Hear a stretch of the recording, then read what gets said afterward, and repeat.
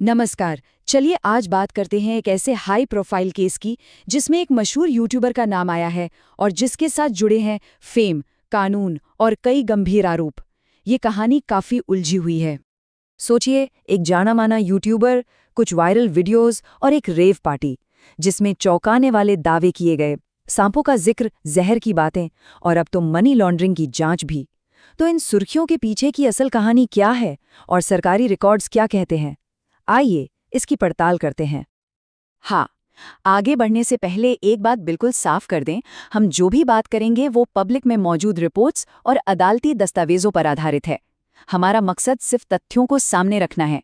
कौन सही है, कौन गलत, इसका फैसला करना पूरी तरह से अदालतों का काम है।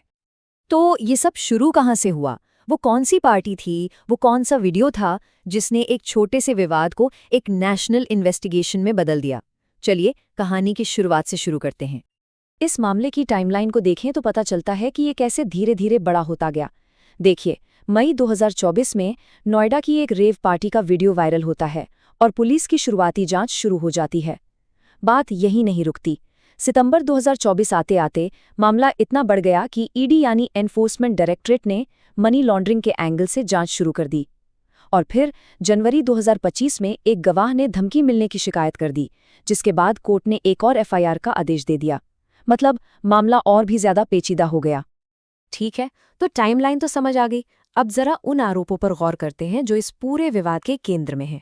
आखिर वो कौन से दावे हैं जिनकी वजह से ये केस इतना बड़ा बन गया है? इस केस में कई गंभीर आरोप हैं। सबसे बड़ा आरोप है रेव पार्टियों में नशे के लिए सांप के जहर का इस्तेमाल। इसी से जुड़ता है दूसरा आरोप, वाइल्ड लाइफ प्रोटेक्शन एक्ट का उल्लंघन, क्योंकि कुछ सांप प्रोटेक्टेड स्पीशीज में आते हैं। फिर एनडीपीएस एक्ट के तहत भी मामला बन सकता है। चौथा, एक मुख्य गवाह को डराने धमकाने का आरोप भी है। और आखिर में पीएमएलए के तहत पैसों के लेन देन में गड़बड़ी की जांच भी हो रही है। इन्हीं सब आरोपों पर पूरी कानूनी कार्रवाई टिकी हुई है। अब इन आरोपों को ठीक से समझने के लिए ये जानना बहुत जरूरी है कि कौन कौन से कानून इसमें शामिल हैं। तो चलिए जरा इन कानूनों को आसान भाषा में समझते हैं कि इनका असल में मतलब क्या है। सबसे पहले आता है वाइल्ड लाइफ प्रोटेक्शन एक्ट।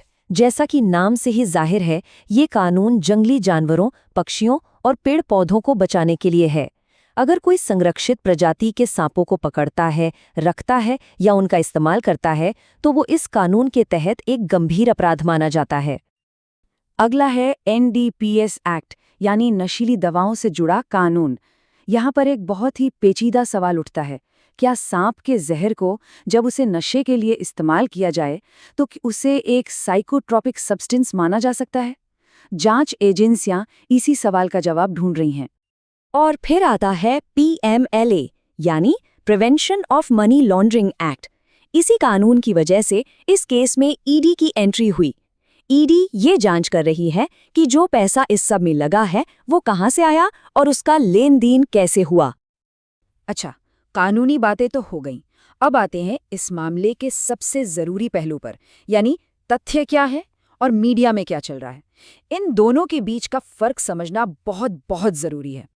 यहाँ हम साफ साफ देख सकते हैं, एक तरफ है ऑफिशियल रिकॉर्ड्स, जैसे कि एफआईआर दर्ज हो चुकी हैं, कोर्ट ने जांच के आदेश दिए हैं और ईडी ने समन भी जारी किए हैं। ये सब पक्के तथ्य हैं। दूसरी तरफ है मीडिया रिपोर्ट्स के दावे, जैसे कि जहर का इस्तेमाल कैसे होता था या ये कोई बहुत बड़ा रैकेट है। ये दावे अभी तक अदालत में साबित नहीं हुए हैं और इसी फर्क को समझना सबसे अहम है। देखिए, ये मामला सिर्फ एक व्यक्ति के बारे में नहीं है। इसके नतीजे बहुत दूर तक जा सकते हैं। चलिए समझते हैं कि इस केस का पूरी क्रिएटर इकोनॉमी और दूसरे इन्फ्लुएंसर्स पर क्या असर पड़ सकता है। तो सवाल यही उठता है कि आखिर ये मामला एक इंसान से बढ़कर क्यों मायने रखता है। और यही सवाल हमें इस विश्लेषण के आखिरी हिस्से की ओर ले जाता है। इस केस के बहुत गहरे असर हो सकते हैं। हो सकता है कि अब इन्फ्लुएंसर्स की ऑफ स्क्रीन एक्टिविटीज पर भी कानूनी नजर बढ़ जाए। ऑनलाइन दुनिया में जो इमेज है और असल दुनिया में जो जवाबदेही है, उसके बीच की धुंधली लाइन शायद थोड़ी और साफ हो जाए।